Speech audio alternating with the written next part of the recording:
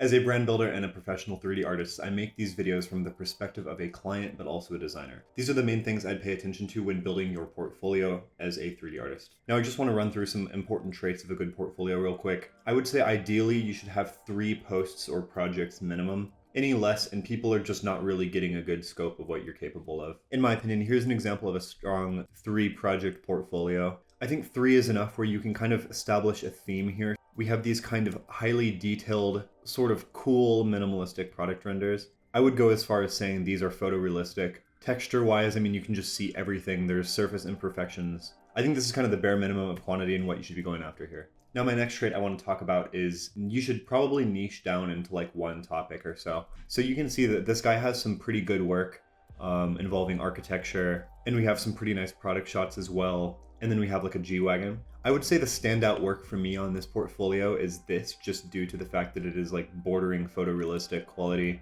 And we have some really good thematic color. And since I do a lot of branding related projects, I just want to make a quick connection to the kind of branding world. So really successful brands have been able to cast a smaller net, but address their target audience with a little more accuracy. So one example of this is the relationship between Gatorade and Prime. So Gatorade casts a larger net by being the kind of general hydration beverage of choice by athletes. And you see a kind of general use of Gatorade amongst like all demographics. What Prime came along and did is they established a kind of cult-like following amongst younger people. So when faced between the choice of Gatorade and Prime, they're going to pick Prime every time, and they do that through influencer marketing and kind of brighter branding colors. When building your 3D portfolio, I think you should do something like that, where you kind of become the obvious choice in whatever field you're in. So hypothetically, if I run a supplement brand and I'm choosing between a 3D artist who only does work for supplement brands, and then I'm comparing them with another 3D artist who does like a little bit of architecture, a little bit of product renders, a little bit of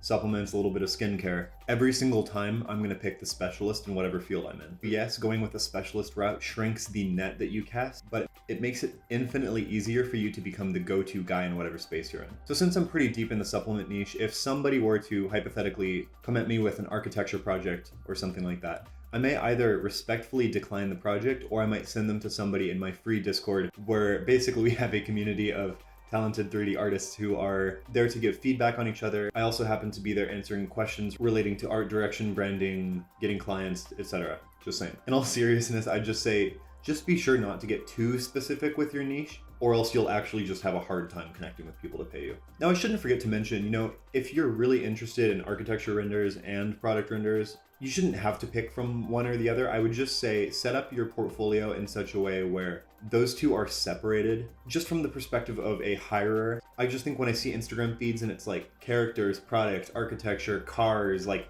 whatever else, abstract art, it kind of just doesn't seem quite as concise as I would hope. And it personally turns me away a little bit. Hey, it's me editing. I just wanted to take a quick moment to add a little bit of detail. I wrote something in my Discord server that I think is valuable, and I wanted to include it in this video. Basically, I just wanted to highlight the fact that for a very long time, I've actually just been not even using a portfolio. I know some of you guys have found it. This is the username, but it basically just has my old work on it. And for the most part, people just contact me on my personal account, which is this. And then it also made me think about a creative agency I've been following for a while called Bureau. And they didn't even have a website for a very long time because they just ran up an insane amount of work through word of mouth and doing a good job. So I just wanted to make sure that I included that in this video because I don't want to kind of give off this illusion that you must have a super concise portfolio to get where you want to be. I would say overall, if you do really, really good work and you're a solid communicator and networker, there really isn't much to hold you back.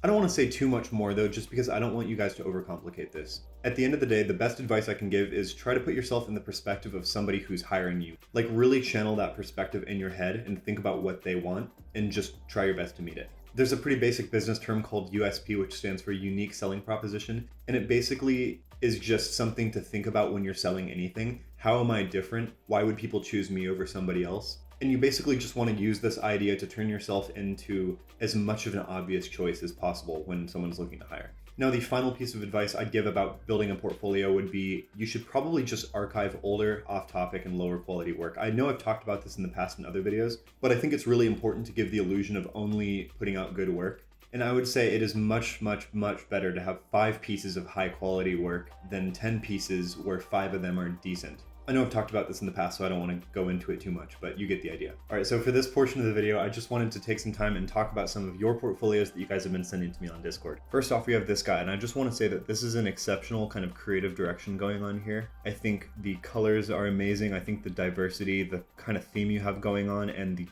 all the fonts are just so incredibly tasteful. Well, yes, it's not really much of a product rendering portfolio. I think the use of materials and the lighting on everything is amazing. I think if you have enough diverse work like this, clients are going to sort of understand that whatever you do, you're going to put your all into. This is everything here is looking great. Next, I want to talk about this one. We have some very advanced materials here, which are looking totally fine to me. A decent variety of product-centric renders. The lighting on everything is pretty awesome. This is all good, and I think any client would be down to work with you. Now, this one isn't very product-oriented. There is one with a 4090 here, shout out NVIDIA. But I think the most obvious thing to me here is everything here is so wildly detailed and good. Like, the sheer amount of objects in here just shows me that you put a ton of work into what you're doing.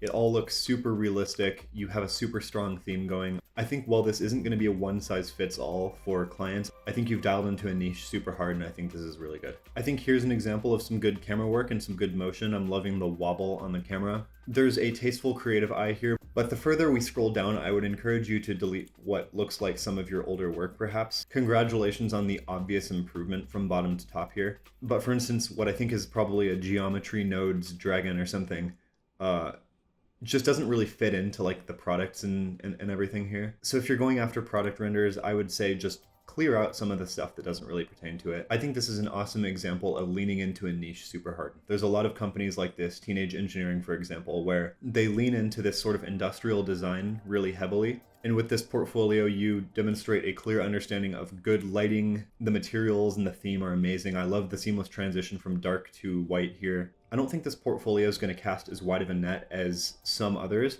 but I think that's okay because I can think of a number of companies that make products with this kind of aesthetic. And if you reach out to the right ones, I think you're going to be a perfect fit. All right, so here's an interesting one. I actually used to do a project exactly like this with these NFT cards back in, I think, 2021 when that was like the hugest thing. And quite frankly, these are way better than the ones that I did at the time. These are super, super cool. I would just say if you're going to do like product renders, which it doesn't indicate that you're necessarily trying to, I would just say the general kind of population has such a strong association with NFTs being scams that if you're wanting to do NFTs and product renders, I would keep those portfolios entirely separate, because I think for me, and many of you might agree, that just seeing the word NFT in crypto kind of immediately gets associated with scams mentally. But the work here is awesome. Now this one is awesome. It looks like a full custom website. I'm loving the super minimalist look, the video that plays right here. This shows a huge amount of attention to detail. And then when you scroll down, you can see a theme of really, really good lighting on 3 bottles. Loving the caustics on the sand here and the honey dripping down the side. I think these 3 pieces here combined with the overwhelming attention to detail on this animation up here is enough to show that you are a really detail-oriented person. And I think this is a strong portfolio despite having very few pieces. Now for the last one here, I think we have another custom website. And while this doesn't seem to lean into any specific niche super hard, I think this is an example of every single piece on here being high quality. Even something a little abstract like this, there's an overwhelming theme of high attention to detail. I would say this one with the car is by far the weakest piece on this portfolio, and I think it doesn't really match the rest. I would probably take it out. And many of you may be thinking that this one is a little out of place too, but it's kind of an advanced enough material, and I think the lighting looks professional. I'd say it's cool to keep. Anyways, I just wanted to reiterate that these are all my opinions, but hopefully this video gives you guys some direction when putting together your portfolios. If you don't know me, I am Renderer and I make videos about making money with Blender. If you got any value out of this video, please help me out with a like and a subscribe. I post videos semi-weekly, and all of you are also welcome to join my free Discord where I give advice pertaining to business and getting clients and more. Thank you all for watching. See ya.